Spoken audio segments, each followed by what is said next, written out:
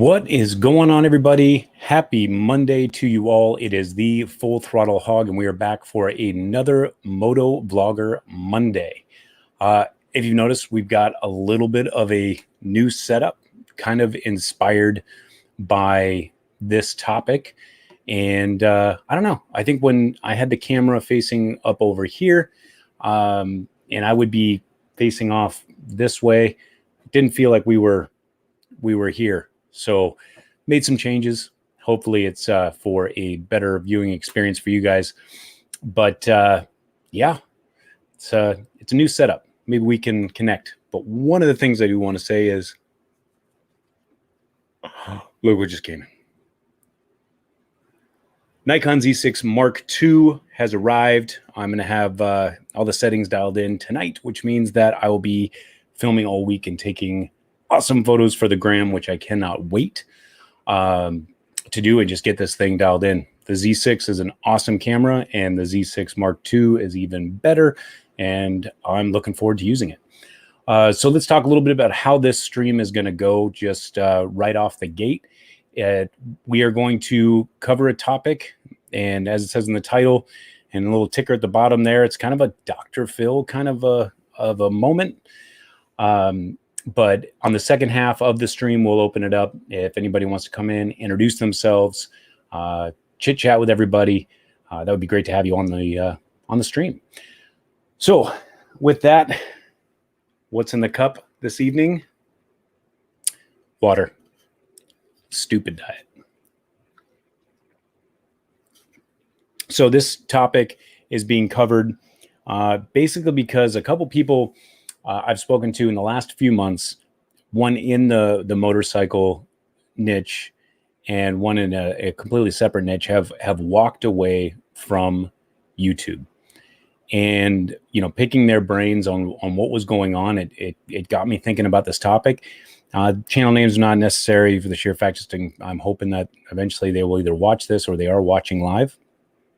And, you know, got me thinking about this topic in itself and trying to maybe answer some questions or help some others out that might be going through some of these struggles. So why do they quit YouTube? And we're going to talk about it right now. So you want to create a YouTube channel, right? But nobody really told you it was going to be a grind. And let's start off by saying everybody starts a YouTube channel for a different reason, right? And whether it's for fame or monetary value, or the good old, I'm just doing this for fun and for my family to see, we all want to be successful, or we wouldn't do it. That's the bottom line. You would not do this if you didn't, somewhere inside of you, did you want to have it be a successful YouTube channel? We say it's for fun, but I believe that just gives us maybe some inner protection in case it goes south, and it gives us kind of an out, right? So, you know, we're going to talk about all these things. So let's just get into it. So you started your channel, get your prep work done.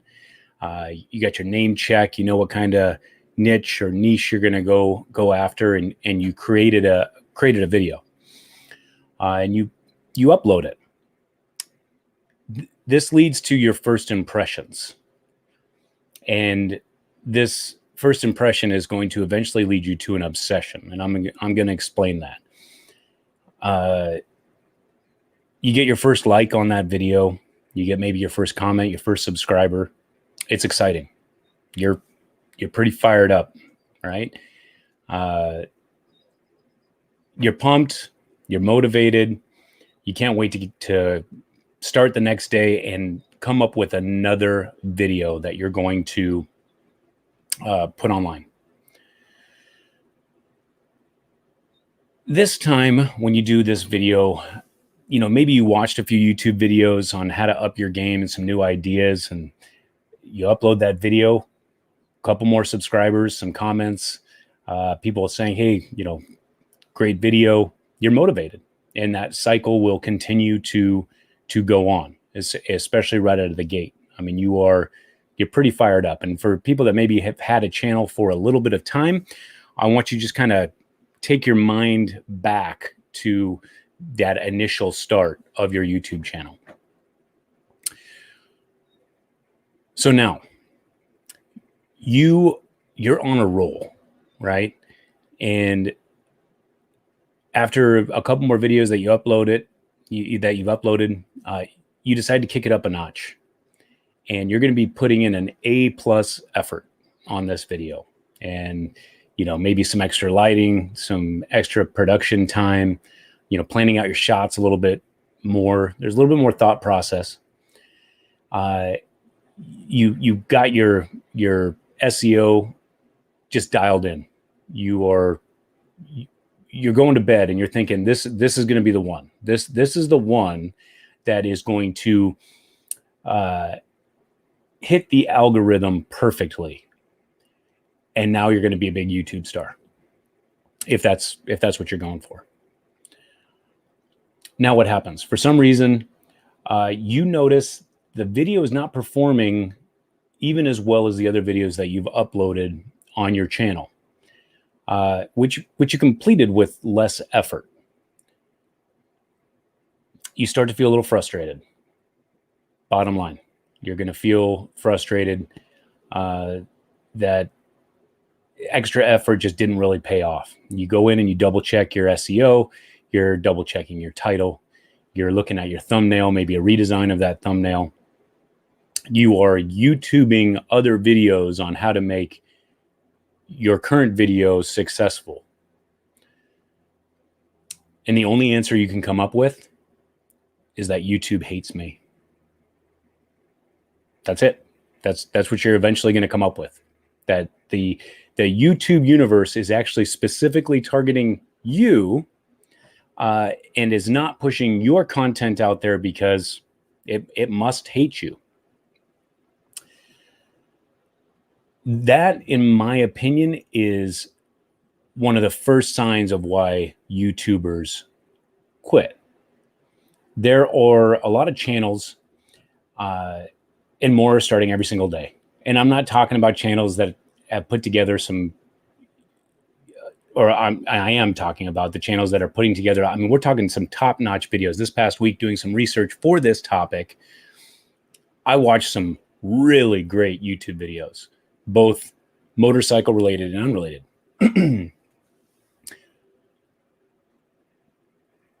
But they're going through the same struggles. But again, nobody told you it was going to be a grind. It's just not something that people talk about. And you can talk about everybody, amongst your friends and how everything is going. And, we always want something a little bit more, something a little better. But we're going to tell them everything is rocking, right? In the beginning, I mean, that's pretty much what it is. You got your videos up there. You got your first like, your first comment. So now you push out some videos and you some more videos, and you're going to eventually come up with that first negative comment or thumbs down for that matter. And I don't care what anybody says. Like I said, this is going to be more of a Dr. Phil kind of moment, but I don't care what anybody says. The fact of the matter is, no one wants a negative comment on their videos. It happens, or a thumbs down. It's just human nature. We all like to be liked and hate to be hated in one way, shape, or form. And we tell ourselves, it doesn't bother me. Or maybe, I'm finally getting out there because I got my first negative comment. We make jokes about it. I know I've done it. I'm guilty of doing the exact same thing. But nobody wants a negative comment on their video. And we're going to get into, the mindset at it, or why that is. But let's think about this for a moment. Let's just say that you're the person that defies science, by all means, and you're the only human being who truly doesn't care about a negative comment. Good at you. But I don't think that you're really being honest with yourself and with everybody else. because that's just how we as humans are created and what we've, come accustomed to realizing. So for the rest of the world and the rest of us, I want you to think about something real quick and let this sink in on maybe why there was a negative comment or your videos wasn't received by maybe a select few for the most part. And I'm just talking about the videos. For the most part, everybody's enjoying it, but somebody's coming back and I don't know, they're calling you a hack or whatever.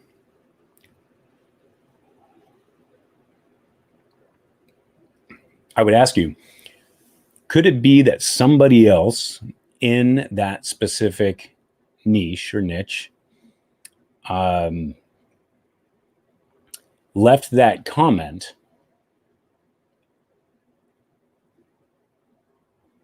to get you to maybe back off what you're already doing? Okay, so let's say that somebody has maybe received some negative comments for some reason or another, and they're actually now out to maybe they have a vendetta. They're in your niche. They want to up themselves, so they're going to go around and they'll create a false account. And we've talked about these different accounts of people that almost get off on going around leaving negative comments or thumbs down on videos. But could it be that they, through their own insecurities, they are leaving those comments, maybe giving you a thumbs down on your video, not because you made a bad video, but it's because that misery loves company and they want to pay that forward? You have to think about it. It is a reality. It's a conspiracy theory, but it is a reality that you have to think about. Misery loves company. So maybe they can get you to quit and walk away so they get a chance to catch up. So the comments may bother us, which is a human nature thing, but it doesn't have to affect you and your work and what you're doing. You have to keep pushing forward, right? You got to keep creating content, do what you're doing and push forward. Now let's talk about the time it takes for a YouTube channel. So I guarantee you that no one told you about the amount of time it was going to take to push out one video a week, 2 videos a week, 3 or 4 videos a week. In the beginning, you're still fired up. So you're not really focused on the amount of time that you're pushing out there. So it doesn't bother you that much. But you better have your ducks in order. You need to have your home life squared away. And everything that I'm talking about here are my opinions and what I see. And this is from talking to people that have created channels that I think that were going to be very successful, but they chose to walk away from it. So having your home life squared away is key, because you're going to need a big support system. And it sounds maybe cliche-ish or sounds a little funny, but you truly need to have everybody on board on what this kind of a gig entails. And this being my second YouTube channel, the first one and what I would consider to be successful, I've had to start from square one now twice. So whether it be your wife, your husband, your partner, your kids, we are all asking them for a lot. And trust me, it takes a toll on everybody. Planning a video takes time. Filming and shooting the video takes time. Editing the video takes time. Uploading the video sometimes can take a lot of time, depending on where you're at and what kind of connection you're dealing with. And that can be frustrating, and exporting and doing all that stuff. It takes time.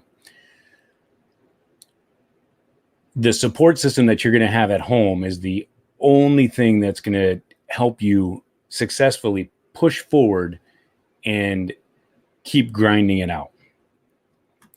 So those are the beginning thoughts. We have a lot more to cover, but we're going to check in over here on the side chat and everybody that is here. So we have Throttle Down Under. Hello, how are you doing? He said he's almost quit it multiple times. So we got a lot more to cover on this topic. I put a lot of thought process into this, and it was one that I didn't know if I was really going to, put on a live stream or whether to do it in a video. But I really just wanted to connect with you guys and let you know and just be, let's just be upfront and honest. Hog Rider is here. How you doing? Flying Ride. Hello. 9 Mils on 2 Wheels is here. Smitty Independent Freedom. How you doing? The wife, who's in the other room, is here. Da Beard showing up. How's it going, buddy? Kristen Garrick. Hello. How are you? Let's get into. So David Thompson says that he's late from Spokane Valley, Washington. Hello, how you doing? Wonder how's the weather going on up there, Dave? You guys riding now? You getting rain? I mean, that's all I know. Pretty much Washington rain, which leads to great photography, by the way.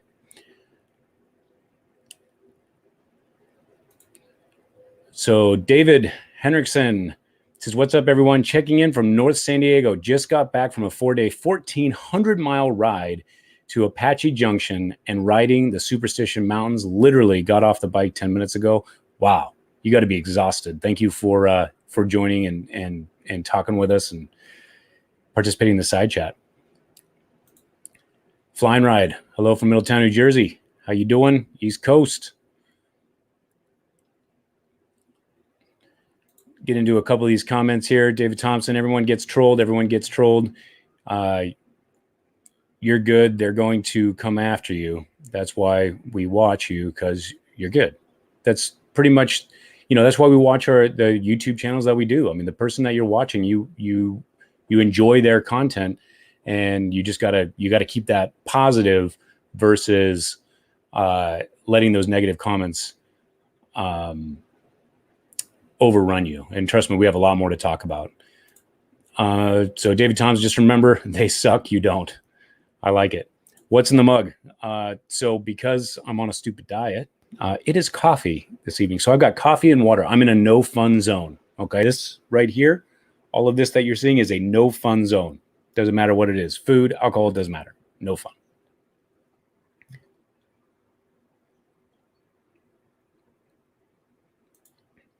So miserable people try to ruin miserable people. Good point, but I think you're probably trying to say miserable people try to create other miserable people. Because if you're miserable, I don't think you need any help. Oh, I think she corrected it down here. Yeah. There it is. Right there. I spoke too soon. I didn't scroll down fast enough. Dave Thompson says 71 degrees these days. Hey, 71 degrees. That's perfect riding weather. So, all right, let's get back on topic here. So we talked about, this time. Now let's talk about money. So if you're a content creator, I guarantee you have thought to yourself, what if I bought a new camera? As I just showed you my Nikon Z6, or a new computer or a new lens. I bet that's what I need to do to get YouTube to recognize me or to hit that algorithm. I'm gonna be honest with you, folks. The algorithm does not care what kind of system you're editing on, shooting on. Content is king. We get that, but it just doesn't care. But we still make those sacrifices and we spend some money. We do. I almost, whether it be on your apparel. Here's a perfect example. Here, let me use myself as an example. I invested in stickers. Okay, the sheer fact, and I'm not a psychologist. I'm not, but the sheer fact that I invested money in stickers leads you to believe that I would want this channel to be successful. And everybody's investing money in one way. It's just going to happen. If it hasn't already, it will. So, you know, the algorithm doesn't really care what kind of money you're putting into that gear or that equipment, but you for sure do. So now when you look at the YouTube channel, you have invested your most valuable asset, which is your time, and now your money. Things are starting to get personal. And that's pretty much sums up why maybe those negative comments, whether we try to brush them off, which we should, you should brush them off. Like I said, it can bother you, but it doesn't have to affect you. But yeah, brush them off, take them with a grain of salt. You can't let it deter you from creating the content that you enjoy creating at all. So because you've invested both this time and this money, it's now going to turn in a little bit of an obsession. Guilty. I'll tell you guys right now, I'm guilty. My second channel, I enjoy making these videos. I enjoy editing the videos. I'm guilty of it. Right after I get situated in the morning, I mean, I'm checking Instagram, and almost immediately I'm going right to my analytics. And if you guys are feeling this right now, you guys give this live stream a thumbs up. Let me know in the comments as well. But you're checking those analytics. And when you're looking at those analytics, you're now questioning the video, the topic, the thumbnail. You're looking at how many views.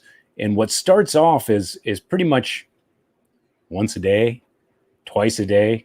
It eventually turns into several times in an hour, as if it's going to change anything if you got 6 more views in the last 30 minutes, but you're hoping that says 6,000. I mean, we are. I mean, it's just the human nature of it. But it turns into an obsession. It's almost like me waiting for this Nikon Z6 Mark II. I knew it wasn't going to show up till this week, but you bet your ass I looked out the window every single time a UPS truck when driving by my house, just in case maybe the tracking system that's been a proven method for many years has it wrong and my package is going to show up early. Now, how it would get here from the East Coast to the West Coast within 6 hours, I don't know. But I still looked. And that's kind of what we're doing when we're checking our analytics. We are trying to force an issue that is not going to make any bit of difference. And that's what kind of turns it into an obsession. Because you've invested time and you've invested money, it's personal. It gets personal. So we all want a successful channel.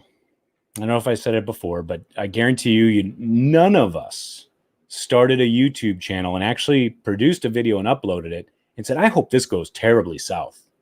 I hope this channel is god awful. That would be great. I guarantee you nobody said that. Because I promise you, if I told you tomorrow I want you to start a YouTube channel and produce 50, 100, 150 videos of your best material, but not a single person is ever going to view it, something tells me that you would not put in the same effort that you're doing right now. Because it's the truth. We want it to be successful. You want your channel to be successful, and you should want it to be successful. You've invested time and you've invested money. And who knows what the long-term goal is? Whether, like I said, it could be a monetary thing where maybe this is going to be eventually, many years from now, it's going to be part of your retirement plan. Who knows? But it's time and money right now that you're sacrificing, and it's personal. So when a video topic that you produce and you put some time in doesn't do well, that lack of recognition because nobody's going to know how much time you looked at. Nobody knows about the hours that you spent maybe coming up with a new technique or new something in your editing software, or the lighting, the small piece of lighting. Nobody's going to know. You're going to know, right? Guilty, by the way. You're going to know that you put in some extra effort. So the lack of recognition and stardom becomes frustration, and people walk away from it. Like I said, I've seen some awesome channels out there. For some reason or another, they stop making videos typically within a year. Now let's look at the YouTube trend, and those of you that have probably are in that obsession zone with the rest of us, you have to realize the trend is that it takes you 22 months to get 1,000 subscribers. And by the way, side note, theoretically, we're 24 clicks away from me releasing a video that I've been excited to share with you. But we are 24 clicks away from hitting that number. But the YouTube trend is that it takes 22 months to hit 1,000 subscribers, no matter who you are. That's just the law of averages on YouTube. So in my opinion, 20% of those channels probably quit for personal reasons, right? Whatever it might be, right? Home life, work life, something tragic, I don't know. But I have a feeling that 80% of them quit because of the grind and frustrations from the sacrificing time and money didn't result in the recognition that they put into it, and it was personal. And it could be one of those negative comments. Who knows? I will tell you, one of the people that I'm talking about right now has allowed just a few minor negative comments get them to walk away from this platform. And they're good. They're better than me. I'll tell you that right now. But it's personal. So I've said it before and I'll say it again. This is a lonely business. And I call it a business because that's pretty much how you should be looking at it.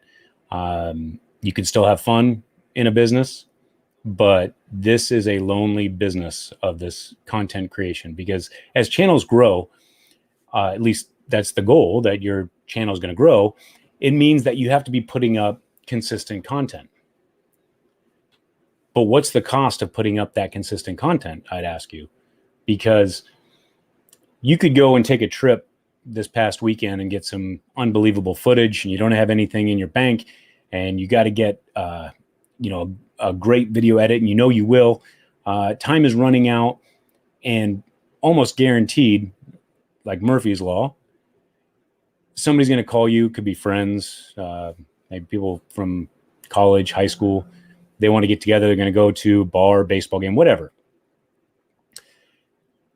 But you have this video to edit. So you have to turn them down to go sit in a area by yourself and start cranking out a video edit. This in itself, you're taken away from that experience. And I'll tell you, you can talk to any of the big content creators, at least the ones that I've spoken to personally, all of them said they've had to do this. It's a sacrifice. They legitimately have to go to a awesome destination. And instead of taking in that destination, they got to go lock themselves into a hotel room or a bedroom or wherever they might be, because they have to crank out an edit. It's a lonely business. So you crank out the edit of this video, but the results are just not what you thought they would be, again. And at the same time, like Murphy's Law, your friends are posting pictures from them at the ball game or the bar, and you're looking at it and you're like, man, I probably should have been there. It becomes personal, and you ask yourself, was it worth it? And then on that same video, you start getting a negative comment and a thumbs down, and now you're taking that attribute of what you've created in your time and your money, and you didn't go to the ball game, and now somebody's knocking your work it's going to also pile on the negative effect that will lead you to quit YouTube. You guys, we as creators, you have to stay motivated. You have to stay focused. Like I said, you have to treat this like your own personal little business plan. So, you know, expectations are also things that can lead people to walk away from YouTube before their channel has even had a chance to start. You know, I'll tell you, one of my favorite motivational speakers is David Goggins. If you guys aren't familiar with him, he's a U.S. Navy SEAL, retired from, I think he was on, don't quote me on this, I think he was SEAL Team 3 out of San Diego. He turned into an ultra marathon runner. An ultra marathon is any mileage above a regular marathon. Really, really good motivational speaker. And one of my favorite quotes he always says over and over again is, the only easy day was yesterday. And now that quote can be applied to many aspects of your life. He's really big on, in order to grow as a human being, you have to challenge yourself and do the things that bother you the most. And one time I heard him speak and he said, you know, if you are not somebody who likes getting up early and you're not an early bird, then that's exactly what you need to do. You need to be the first one up in your household or out of your friends. And you have to make those sacrifices in order to help yourself grow. And that I try to use that in multiple areas of my life, but even creating videos, whether it be for clients or for YouTube, you know, trying to make yourself better and get outside of your comfort zone, because everybody likes that comfort zone. Okay.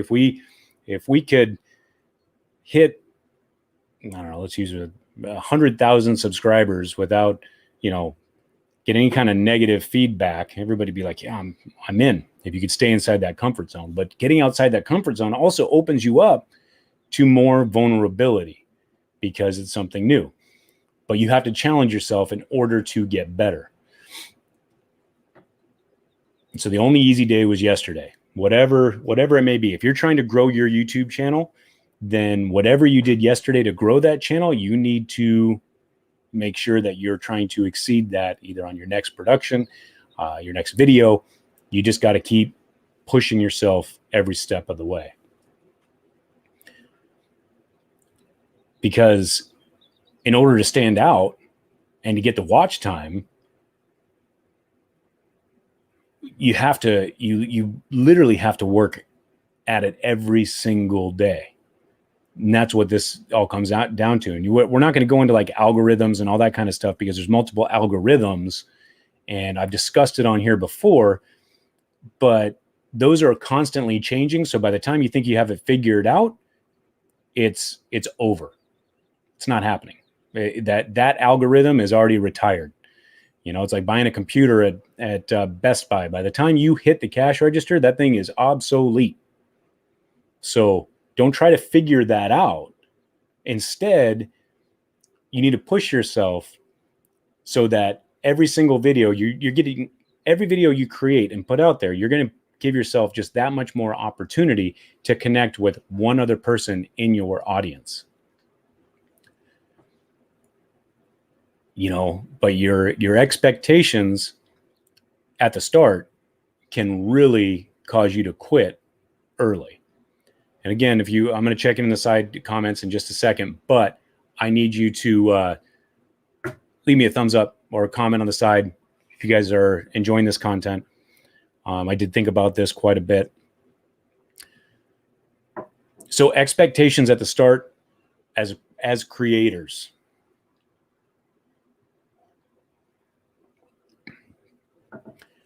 We immediately psychoanalyze other successful channels.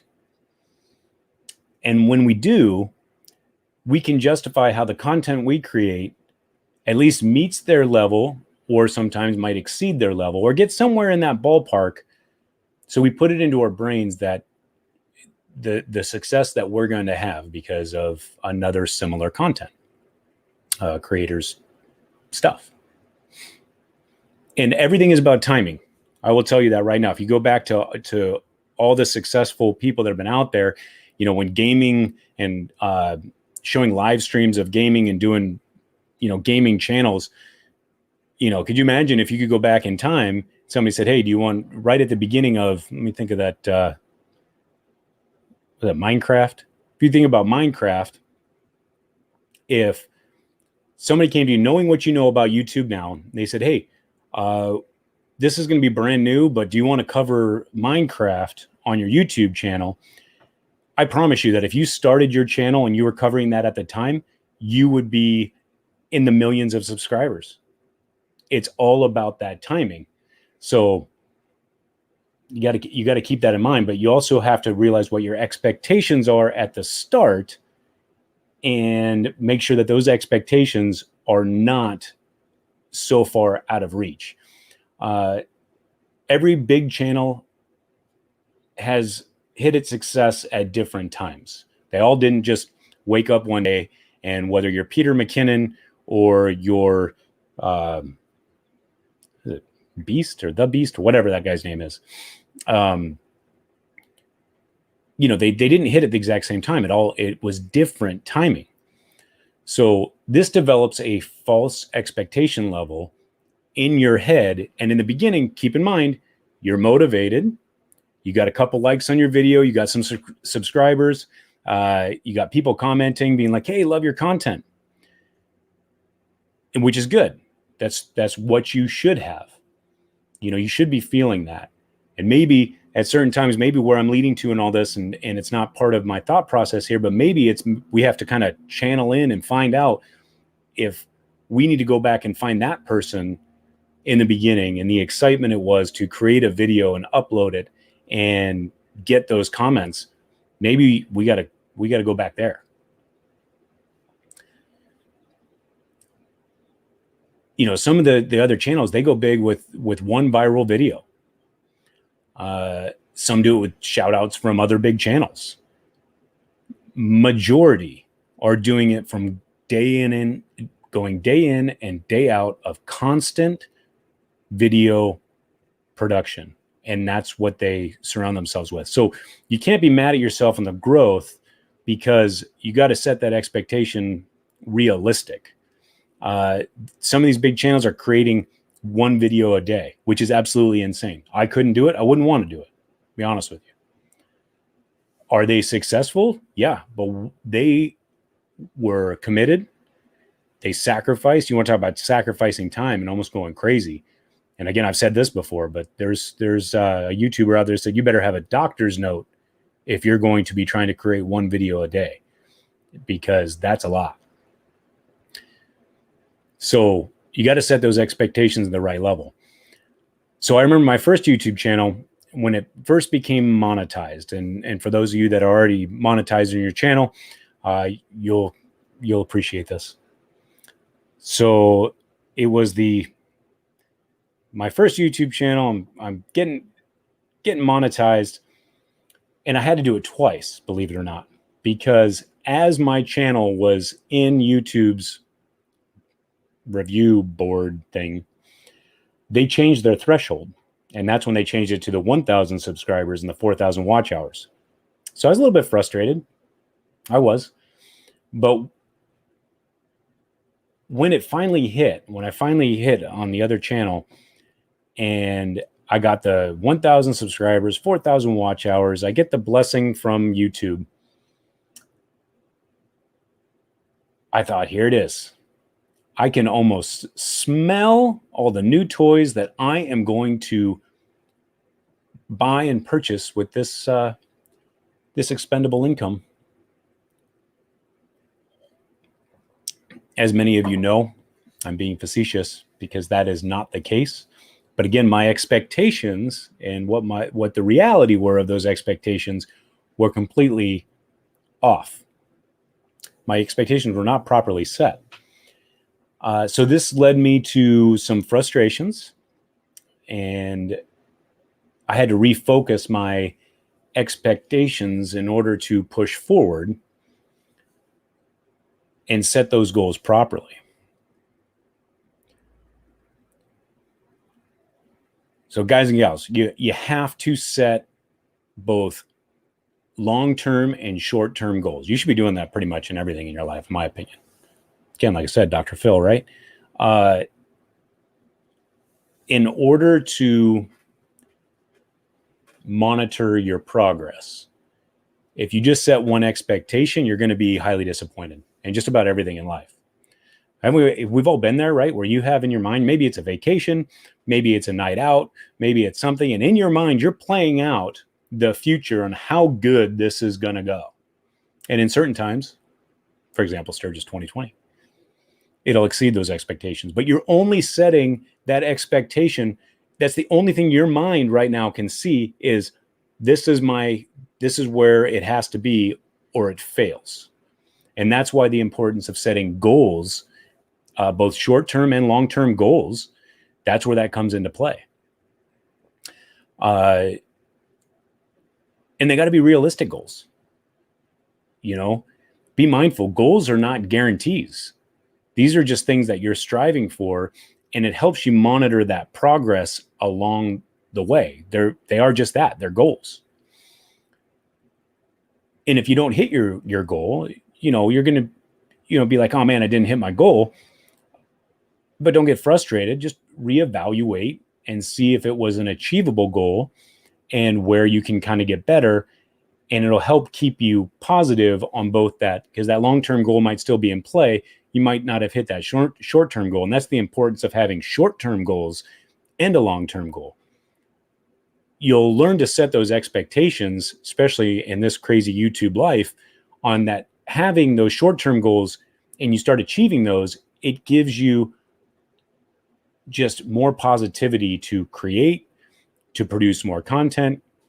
And I'll tell you, we talked about negative comments and how those affect you. And the reason I call BS on anybody who says that they're not affected is think about how many of those comments that you've gotten that were positive, that positively affected your channel and your thought process going into your next video. And I'm telling you right now, you as a human being cannot separate between the two. They both affect you. So you set those goals, and that's going to help keep you motivated and keep positive to create more stuff. I'm going to tell you one of the greatest things, and I think if Throttle Down Under is in here, one of the greatest compliments that I've received, honestly, and I think about it all the time. So thank you. It's so funny as I almost looked over to the camera this way.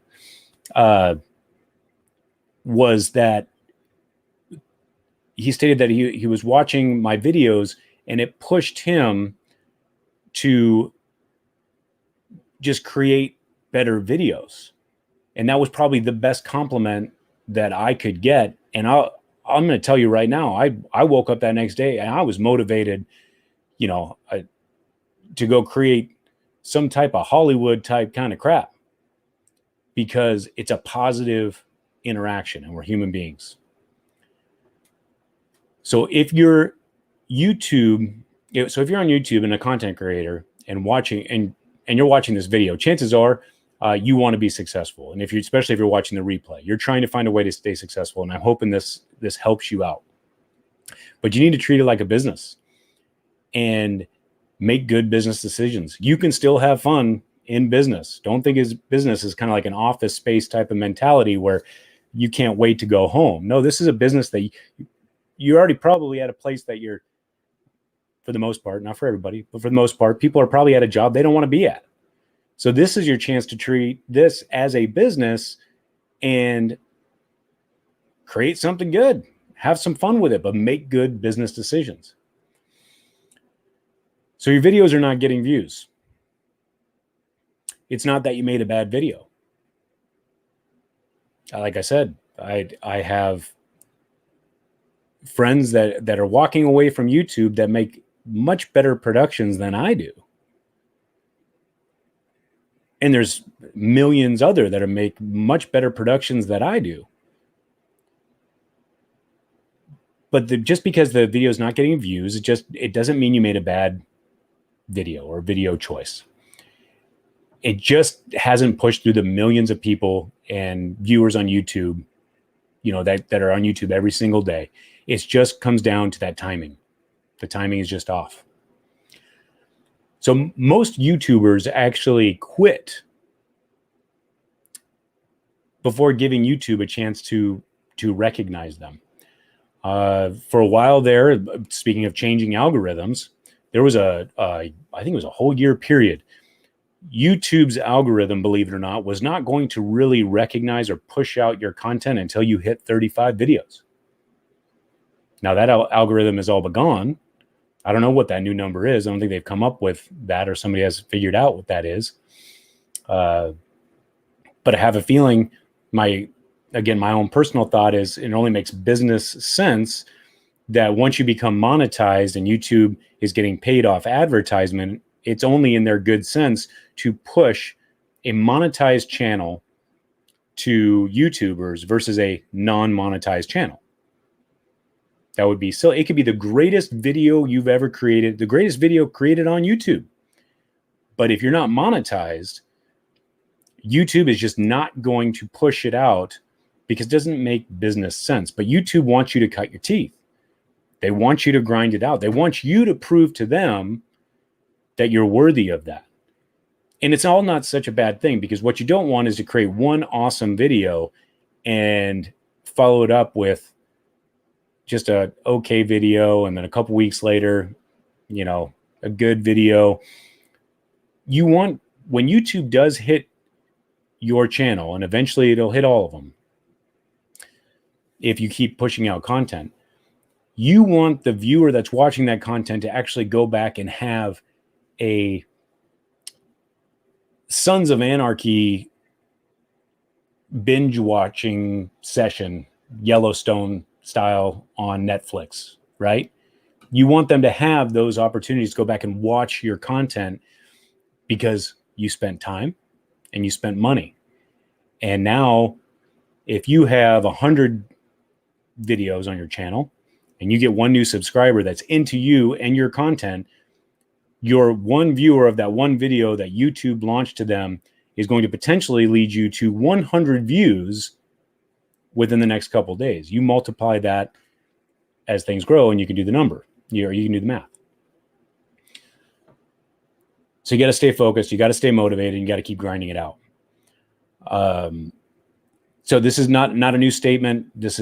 But it's an important one, right? YouTube is a big, I would even call it an ultra marathon. It's not even a marathon. This is David Goggins' marathon. It's not a sprint. And if you treat it like a sprint, you're going to burn out and you're going to quit. You're going to walk away from YouTube. You're going to push out too much content too fast, too many videos. You're going to run out of content ideas. You're going to look at somebody else who's created the same type of video and their channel is blowing up and yours is not, and you're going to burn out. And that leads me to one of the final thoughts, which is comparing your channel to other YouTube channels, successful YouTube channels, up and coming YouTube, whatever it might be. Again, it's a human nature thing. Everybody's going to do it at one point or another. They are. This leads to frustration, folks. I'm going to tell you right now. This leads to frustration, and people are quitting YouTube because of it. Look at other channels to learn, develop, come up with content ideas, but don't compare your channel to their channel. And that it goes through a slippery slope of, if you get obsessed with that too much, you're actually going to try to mimic that channel, and nobody wants to see a copy. And nobody wants to see a copy of a copy, right? Because that crap turns out terrible. Don't do it. So, in closing, why are people quitting YouTube? And before I get into this last point, let me, I'm going to go ahead and throw the link in the comments right now. If you guys want to come in and towards the second half of this live stream and introduce yourself, I'll put this out here. Oh, let me try that again. I will put this over here in the comments, and you guys can come join in. I'll see you guys, but I'm going to finish, or I'll finish up the thoughts here, and then I'll get you in there. But there is the live stream link. But in closing, why do people quit YouTube? New channels are being created every single day. And with the growth, especially with the pandemic, people at home, watch time was up like 77%. People are still watching videos, but you're also getting new content creators out there. But the difference between what's going to happen from here is, are you going to stick it out, and are you going to be focused even when you're down? Everybody goes through it. Guilty right now. I'm going to tell you, just a couple weeks ago, overrun with both things in personal life, with video production, and also trying to get content on this channel. I was feeling run down. It happens to everybody. There's nobody that's going to avoid that. It could be the biggest name out there. But I will tell you that you have to stay focused. You got to be the one that is going to overcome that adversity. And whether it be the negative comment that hit you, maybe just hit you right in the feels because it touched on something personal. Maybe you just spent 16 hours on filming this video and they're picking on your camera work. And you're like, well, crap, I just spent 16 hours on this. You're a little upset.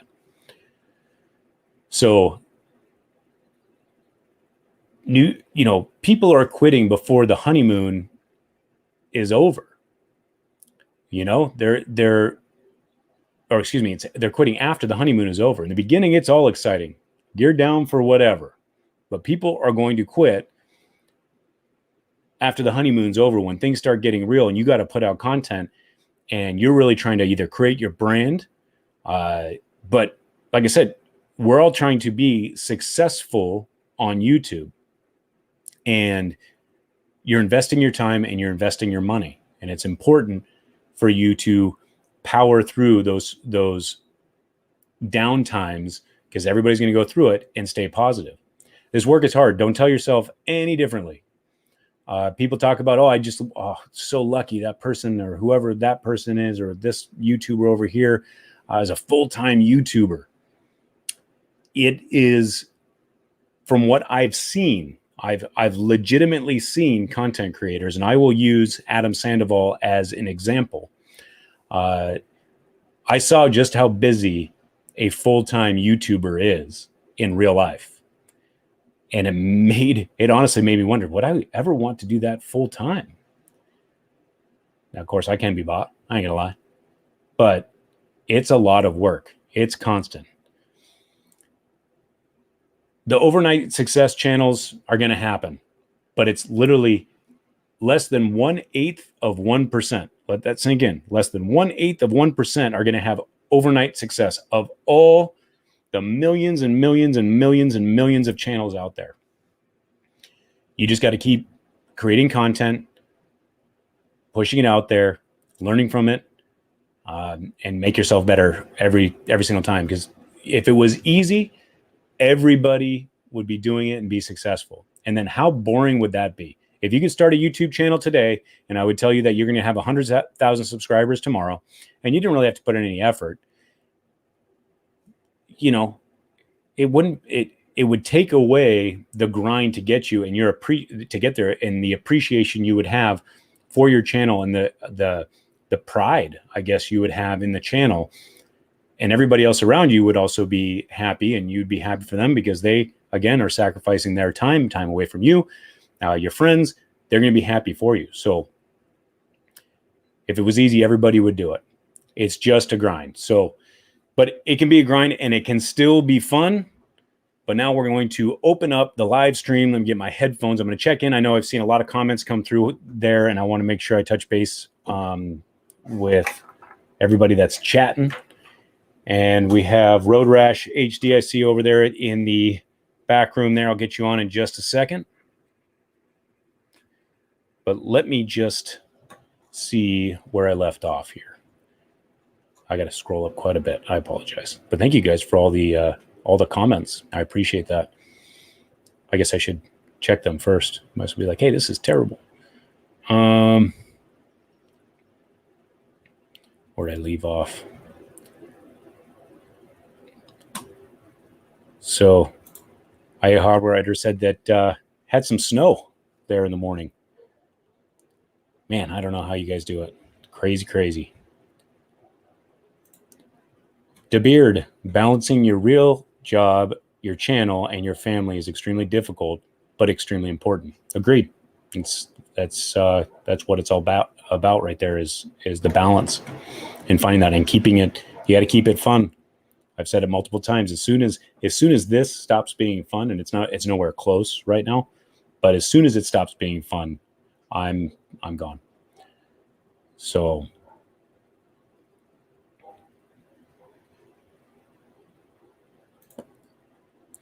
David Thompson, who else would talk to another YouTube and the next day do a butt burner 1000?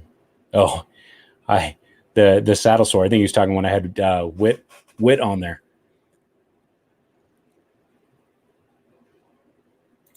So Smitty Independent Freedom says he just doesn't check him, just drags him down. Yeah, I hear you. DeBeard, I don't know how one person channels get it all done. We have 3 and it's still a ton of work. Yeah, and that's funny because I think about that all the time. And you know, if you guys don't know, so DeBeard is from Baggers and Brews, and great content. You guys should check them out.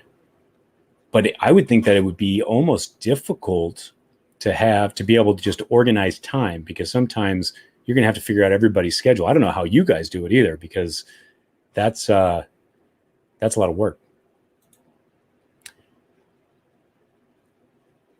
So Smitty Independent Freedom says, been in a slump now for a couple of months.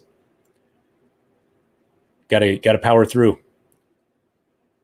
Gotta power through. Boosted Bagger is in the house. What's up, buddy? He says, sometimes life kicks you in the balls. That is the truth. And you just gotta come back. Come back, get through it. Realize that walking away, people are going to have their own personal things that are happening that's going to keep you from maybe pushing out the same content that you want, or the amount of content, but you still just got to keep pushing forward. Yep, Baggers and Brews right there. Just said it. So Smitty Independent Freedom says, been on 2 years and only got 280 subscribers. So let's help Smitty Independent Freedom out. He's always participating in these live streams. You guys should check him out. To be honest with you, I don't know if I follow your channel or what I've seen, but I will check it out after this is done.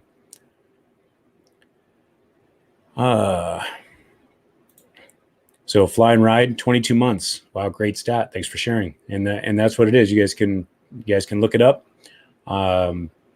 It is 22 months for 1,000 subscribers on average. So just to see where you're at. Eokaland, thanks for being here.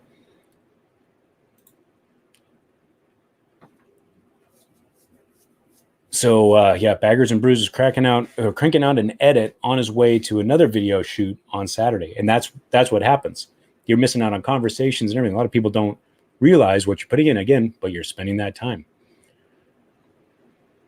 So let's get. I'm not familiar with Road Rash HD, but let's get him in the room and see if he wants to join the stream. Don't forget, folks. I'm going to put this link in the comment section several times throughout. If you want to jump in, introduce yourself, talk to us. There is the link, and we're going to continue on with the comments here. Road Rash HD, are you there? I'm here, man. How's it going? Good. How are you, buddy? I am doing very well, thanks. Very well. All I know right. a lot of these people I see, recognize a lot of them names over there in the side chat. So I'm from, because somebody sent me to your channel a while ago, so I ended up subscribing to your channel as well. I think I might have been on, I was probably hanging out with the military biker. That's probably where it was. Okay. Well, thank you. Yeah. Anyways, so yeah, I'm from Canada as well. Like I said, there's a few people here who know me and watch me and stuff like that. But yeah, I'm from Vancouver, BC, Canada. I'm starting my 3rd year of motovlogging, but I've been around this community for almost 5. Wow. Yeah. So I've been here for a long time. Like I've been watching motovlogs for at least 2 years, if not longer, before I got my motorcycle license and got my first bike and started doing it myself. So I've been around this community for a long time.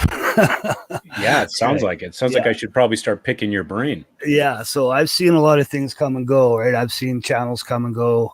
I've seen, back when I first started watching this, a lot of the guys, a lot of the big name guys, a lot of the little name guys even were all making money from YouTube, right?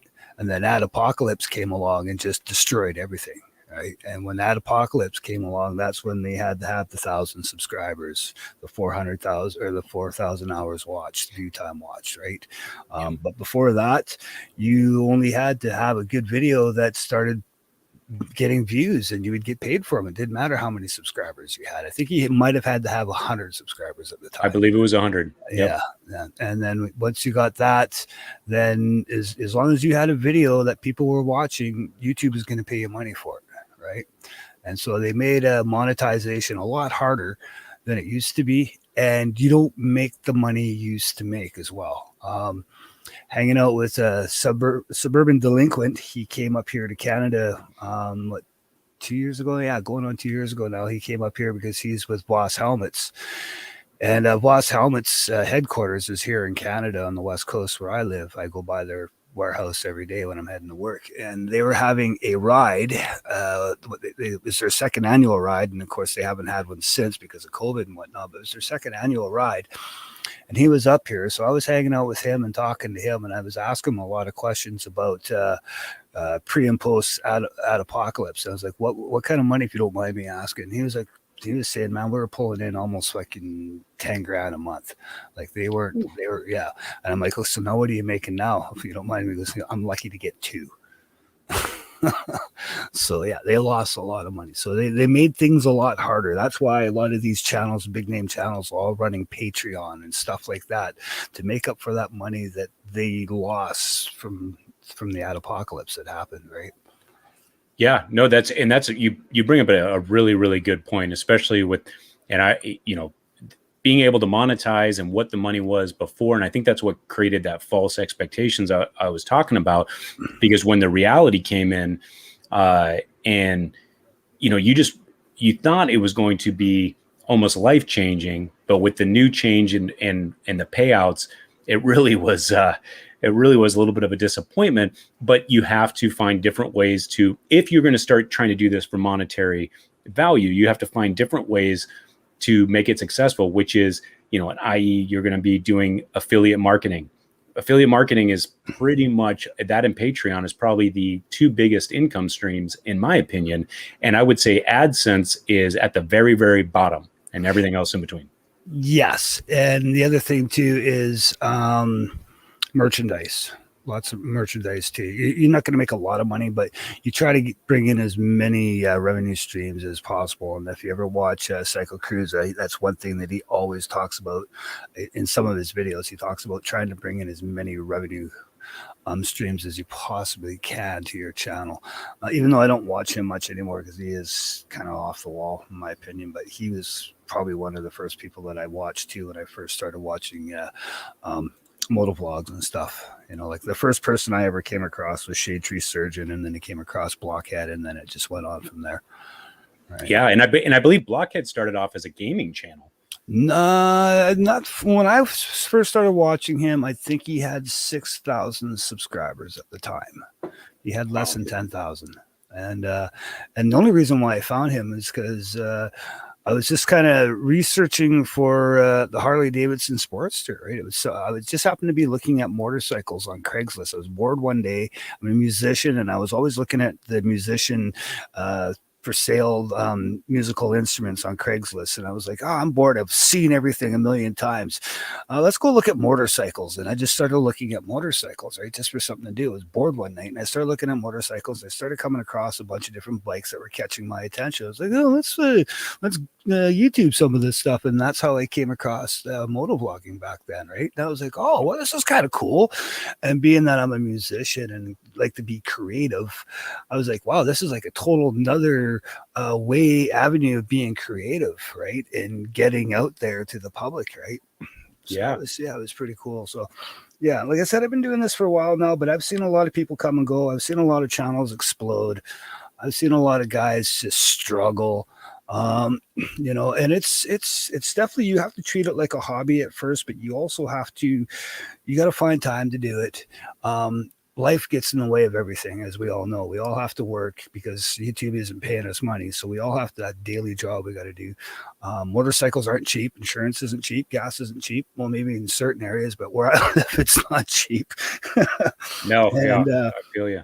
Right. So, so for me, it was just a way of just getting out and expressing myself. Right. And, it's a lot of fun. And, but like I say, there's guys that they put out a couple of videos, and I think their expectations may be too high, and they think they're going to blow up, and not realizing that there's a lot of footwork, groundwork, ground and pound that you have to do before your channel starts getting more and more views, right? And it takes time, and you also have to put out some good quality content. But when I'm saying good quality, doesn't mean what you're making the quality of the video about. Like, what I'm talking about is audio. You need to have clear audio, and a lot of people really struggle with getting clear audio. People can watch the 4K, 8K, whatever K video, but if your audio sounds like crap, they're not going to watch your video, right?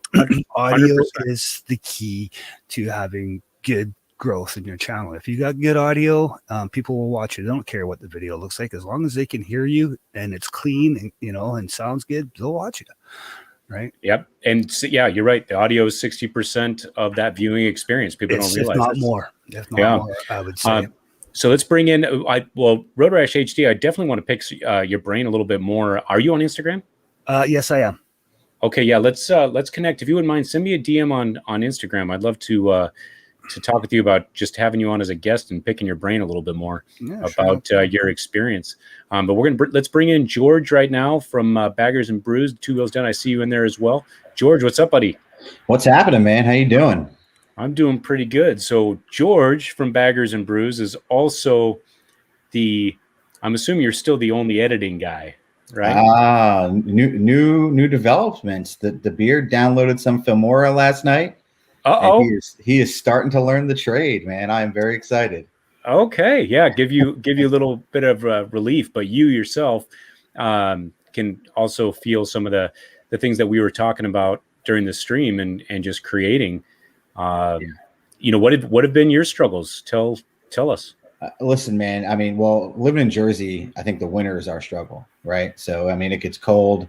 You're riding channel. You're trying to figure out new ways to put out content to keep people engaged and content that you enjoy putting out. Because that's the line we all walk.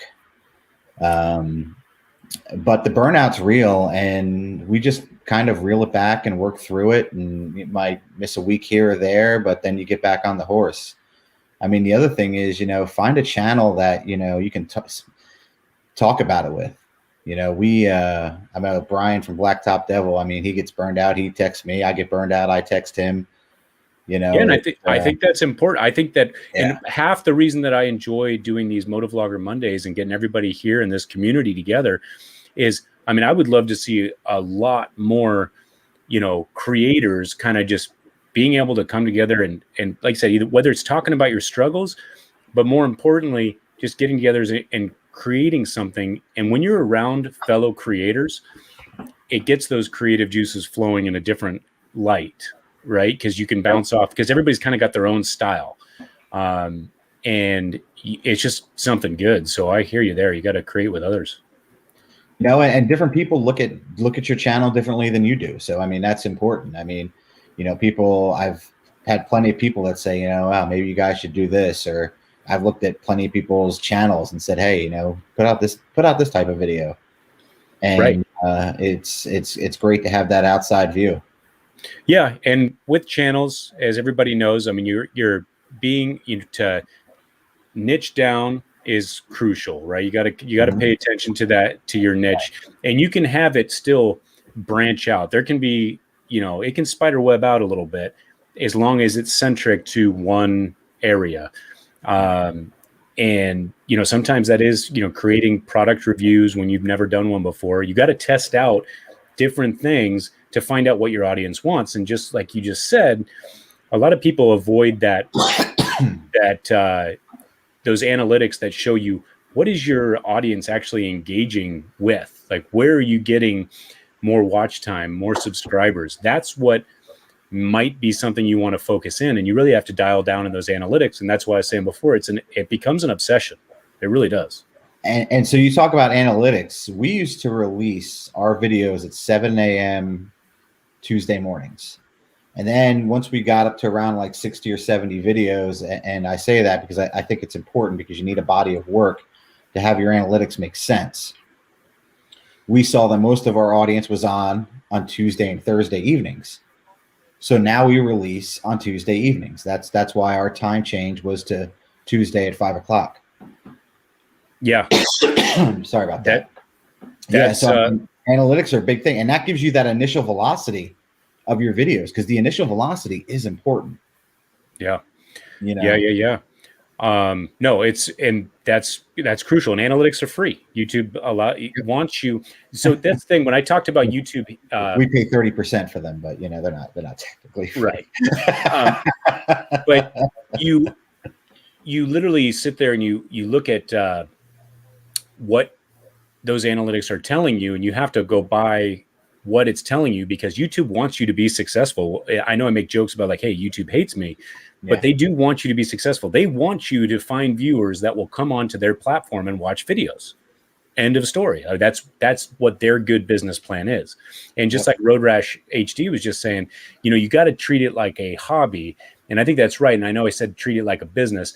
You need to treat it like a hobby, but think about it like a business. And I think that's probably a better way of saying it. Well, I have to kind of disagree with you a little bit there, because it all depends where you want to take your channel, right? If you want to go and be a full-time YouTuber where that's all you do, right? You're like Do It With Dan, you're like Walterific, Sub D, the BXD, Baker X Derek, just to name a few. Like, those guys are full-time YouTubers now, right? Now they're treating it like a brand, but they don't have jobs per se. I don't know about Sub D, but I think most of them do not have jobs.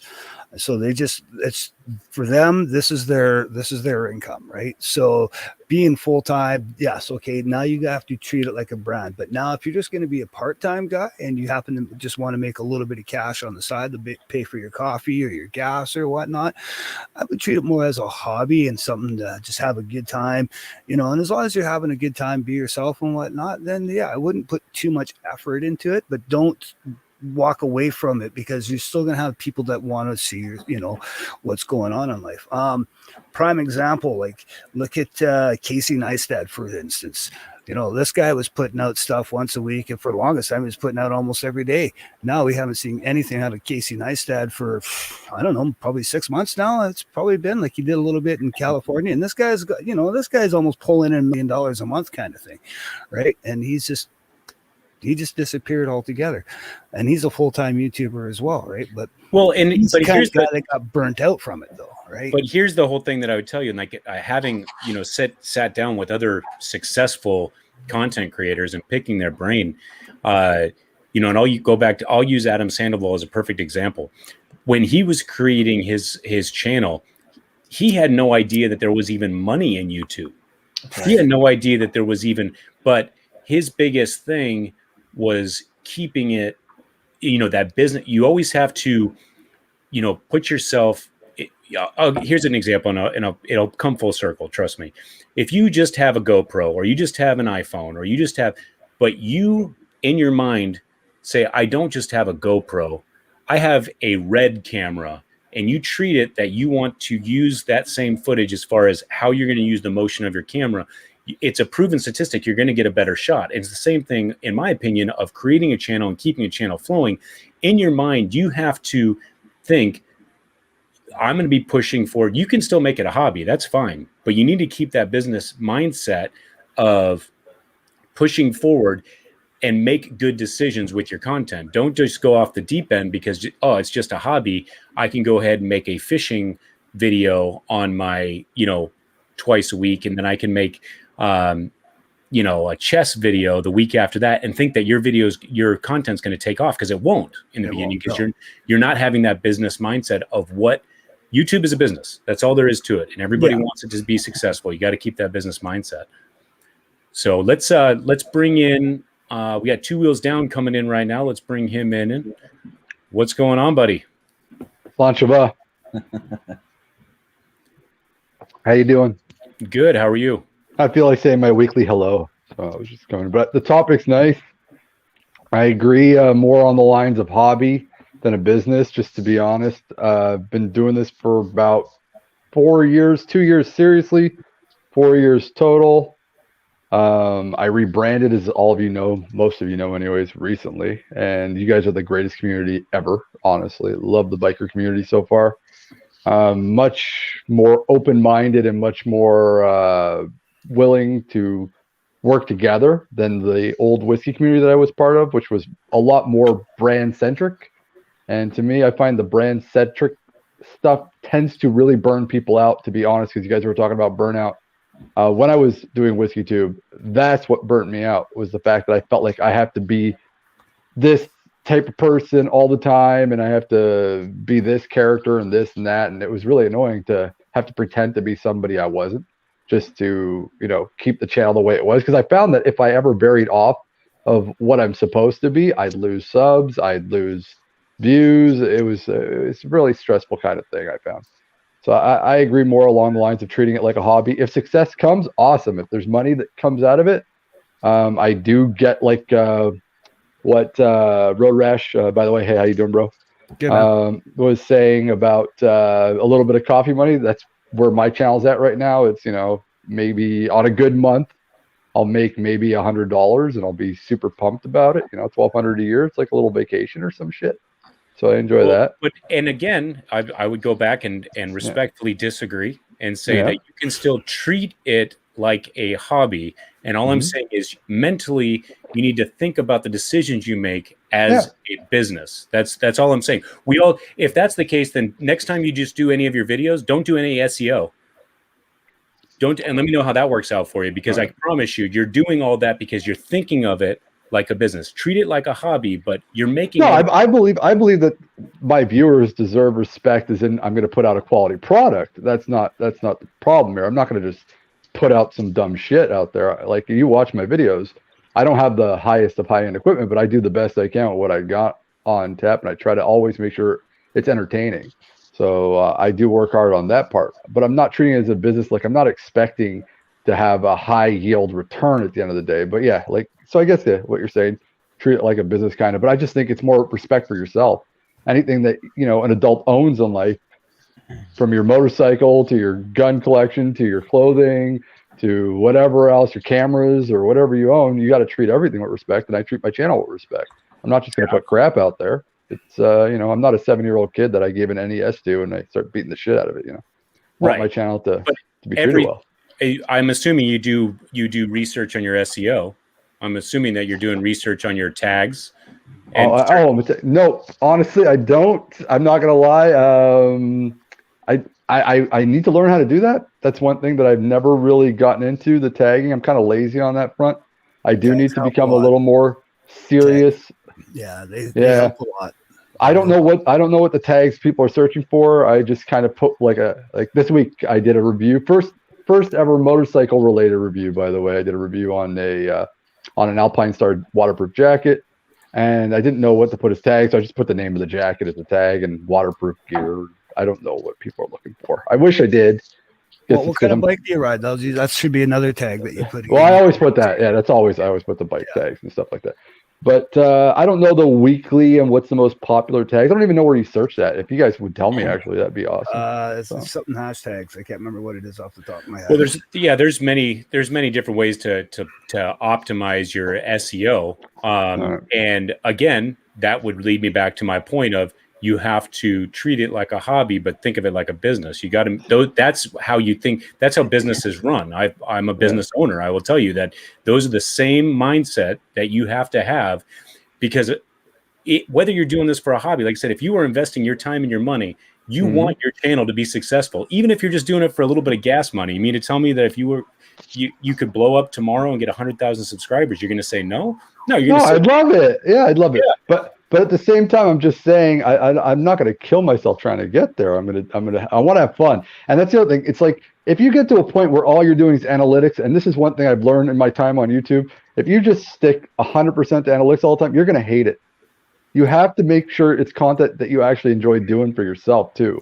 It can't just be always for the people. You got to make sure you're having fun doing it, and it's something that you enjoy doing. That's why I quit doing whiskey, because I couldn't stand it anymore. I work as a bartender, and I'm like, I felt like I was coming home every night and just going straight to work when I was doing YouTube stuff, and it was just like I couldn't take it anymore. I love the motorcycle stuff because it's pleasure, and I don't want the motorcycle stuff to feel like work. So sure, and I want to get George's thoughts on all this too.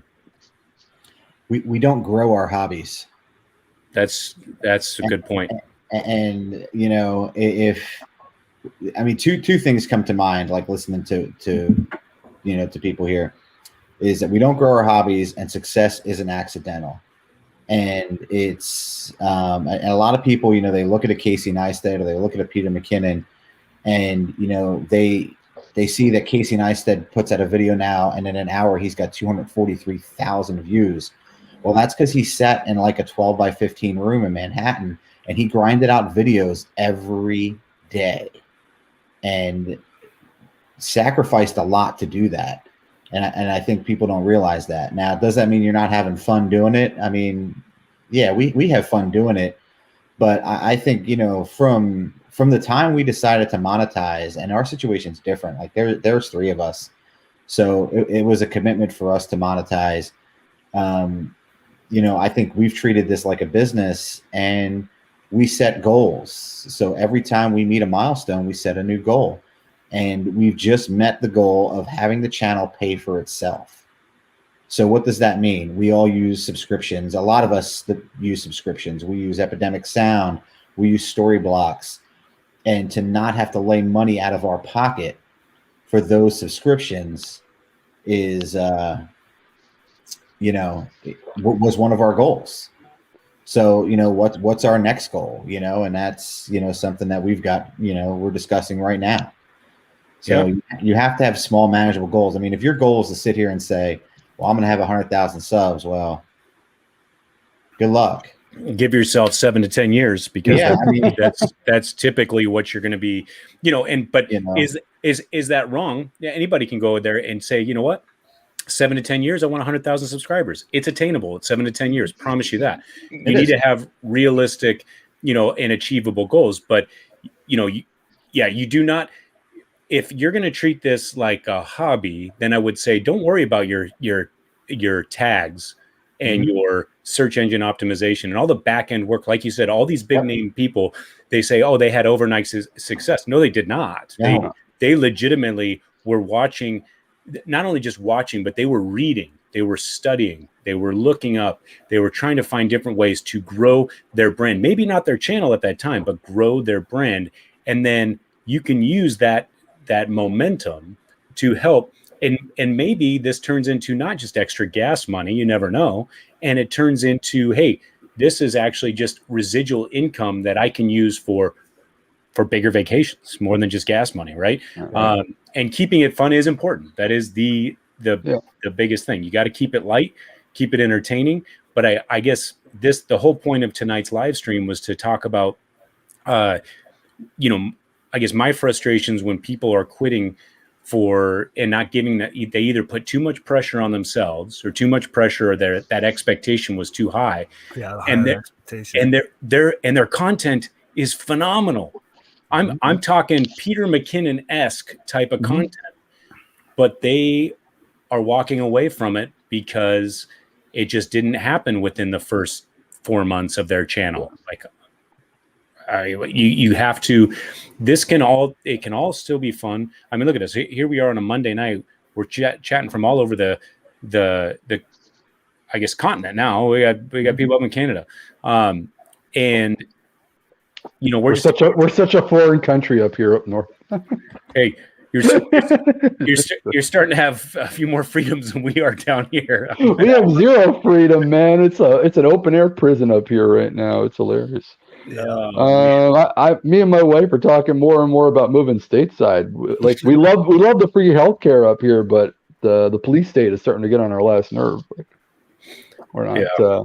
I just wanted to say something really quick because the Black Devil made up a really, really good point, and that's what I agree with 100%. I agree with what everyone's saying here, but I'm more on his side on that, where I think the optimization of growing in a very community-based YouTube kind of setting. And motorcycle is very much a community based. Like it's not it's a small community at that. You have to just learn to get along with everybody. And I mean, like, and I mean that honestly, sincerely, learn to network and to get along and to be friendly with everyone and not to be a dick. That's like one thing. You got to keep your ego in check in this community because everyone's big. Like everyone's motorcycle communities. We're a bunch of.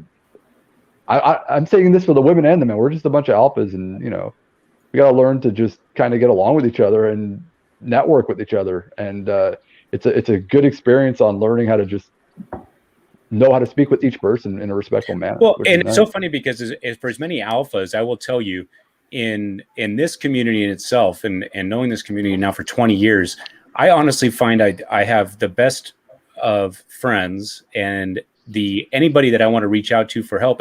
And typically I don't see a lot of that type A personality come out. I mean, nobody's telling, everybody's exchanging their life, stories on a motorcycle, which we all enjoy. Maybe that's what makes it less alpha, because nobody's really trying to necessarily one up anybody else, but they're like, hey, that's a great idea. I'm going to go try that. So the only thing I ever see anybody trying to one up somebody is like, oh, I got a drone and now he puts drone shots. Like, oh, now I got to go get a drone because I think I misworded that incorrectly, but what I'm trying to say is that I find it such a community oriented space that you have to learn to get along with everybody, because in order for you to grow, it's more community and more networking with people than it is about the highest quality. You want to put out quality stuff, but at the same time, the friendships matter in this community in order to grow. And there's a good guy right there, Dan from Gears and Gadgets. Yeah, Gears and Gadgets. He makes a good point here. He says his channel started as a hobby to try to get free stuff, like no BS, straight up. And he says, no intent on making money, but I still treated it like a business. Fast forward, he's now paid every payment for his bike from his YouTube revenue. And that's just keeping that mindset, I guess, more to the point that I was saying, not 100%. I agree with what you guys are saying as far as the hobby, but you can still treat it like a hobby, but think of it like a business, and you're just going to be more successful because, hard work does pay off, and eventually it takes longer for others. That's just what it comes down to. You just got to still push through. I would love to be able to make all my payments for my bike through YouTube revenue. I'm not far from it. But the other thing too is, we all live in the north here, and some people live in more snow than other people. I've got the ability to ride year-round here in Canada where I live, but the weather's not the greatest. But we don't get a lot of snow, thank God. But I still got to ride in a lot of rain and cold weather, and those times I don't make videos. So it's just, and also for the last 2 summers, I've also been on graveyard shifts. So that just really hurt my channel as well. I wasn't able to put out a lot of content being on graveyard shift all the time too. So having the last 2 summers on graveyard shift, having last summer, just buying the new bike that I got now. And then, 2 months later, I got to go back on the graveyard shift and be on that until January. So at least this summer, I'm going to be on day shift this summer. So get to finally have a day shift and be able to get out and ride, make more videos, and show off this beautiful province that I live in. Yeah. What kind of bike are you riding on? I'm on a 2020 Iron 1200. Nice. Yeah, very nice. The other thing too, I found, we've talked about this in live streams and other live streams too. So when you're making content, you also need to think about this as making it searchable content, right? The more searchable content you have when people are searching for something, that's how they'll find your content. For instance, one of the things that really helped my channel a couple years ago is I went to the local Harley dealer when they had the Test Our Metal event, and I went and test rode as many bikes as I could, and I filmed it. And then after that, all I was doing was just dropping a video every week of me test riding the bike, and that just drove my watch time hours right through the roof, just bam. So now I've got lots of watch time hours, and I have to attribute that to doing test rides, right? That helps channels.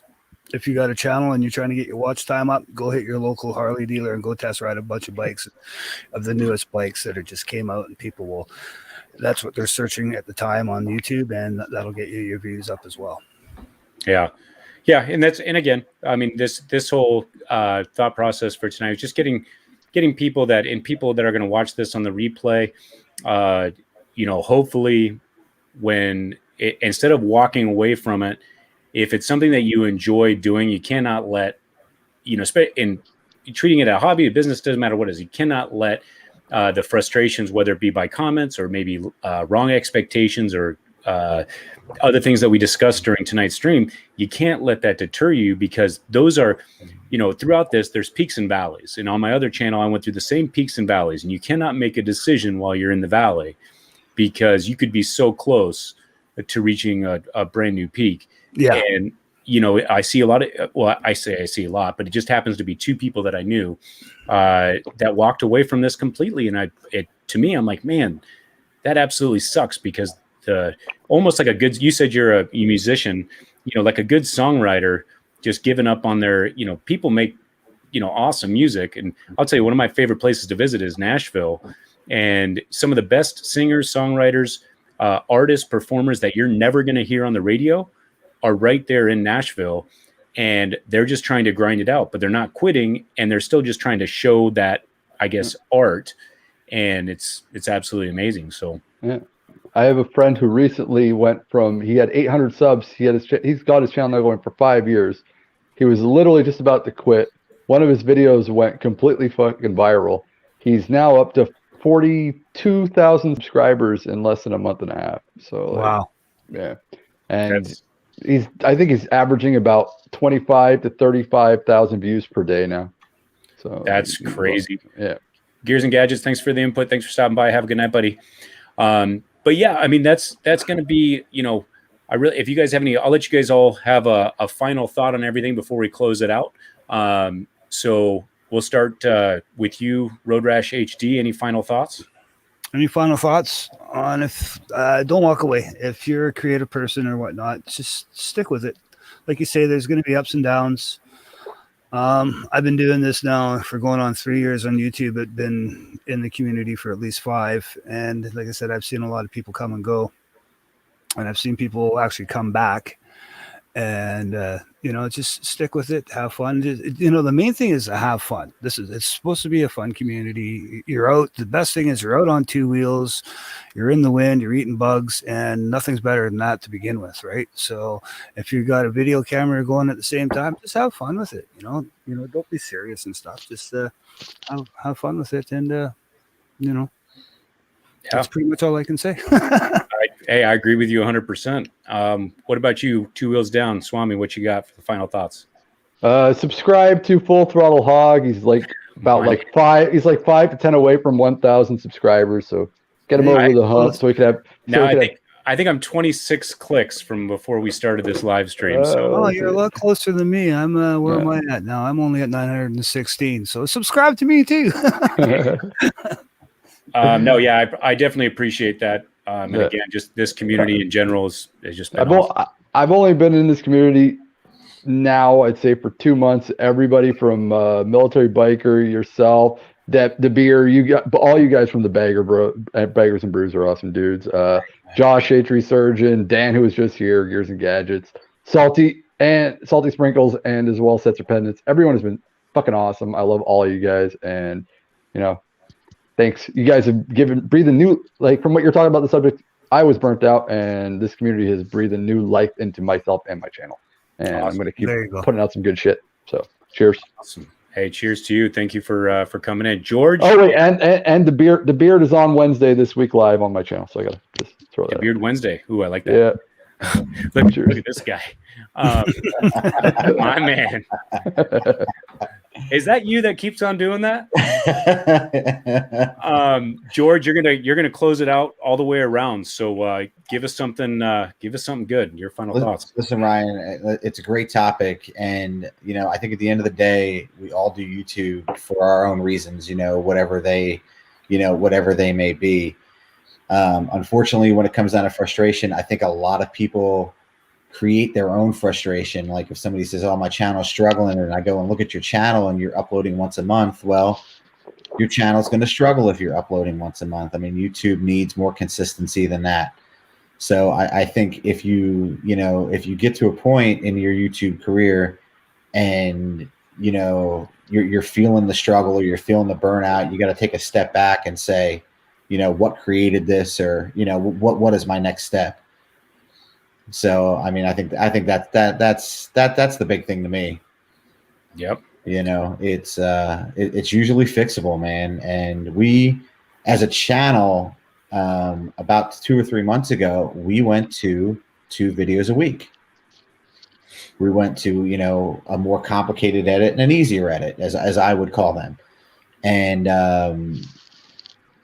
our easier edit videos, you know, our beer reviews, we don't get necessarily the views that we do on the motorcycle videos, but every time we upload them, we get a sub bump. Huh. And YouTube is seeing it, and you know, it's for us, like it's worth the work and it's worth the extra time, you know, it takes to film that stuff.